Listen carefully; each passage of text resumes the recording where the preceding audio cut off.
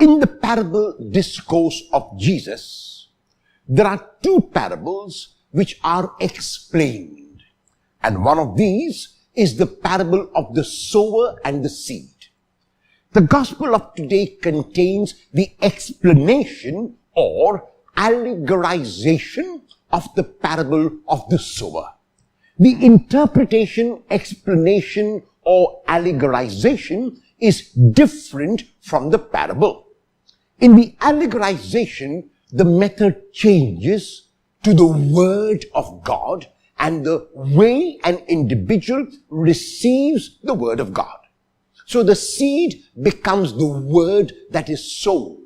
And there are four kinds of responses to this word. The first kind of response is a frivolous response. It is to hear from one ear and let it go out the other. It is a response that is a superficial hearing. The person is not really listening. The person is simply hearing for the sake of hearing, and obviously there will be no depth in that hearing. The second kind of response to the word which is sown is that like sown in rocky ground. The cares of this world, the challenges that we face are those which obstruct the hearing. We are too taken in with the superficiality of the world, with the desire to have more rather than to be more. And so we listen to exhortations. We listen to challenges which make us be a little more selfless. But we continue to be selfish because there is no depth in us, like there is no depth in the rocky ground. The thorns refer to that challenge in our lives and the burden that we sometimes carry, the difficulties that we face, the obstacles and hurdles that come in our way. The various challenges of life obstruct us from listening. We can find God when things are going well for us, when everything is according to plan.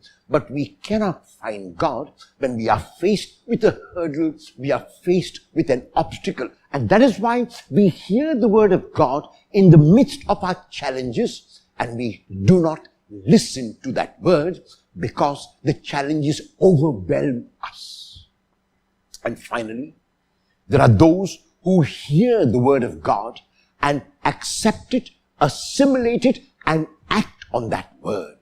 Jesus is not talking of four kinds of persons, but each one of us has these four responses at different times in our lives. The point is that we must respond like the last one, namely that we must assimilate the word of God, hear it, listen to it, and act on it also. It is very clear that merely hearing the word of God with our external ears, even assimilating it with our heart, is not enough.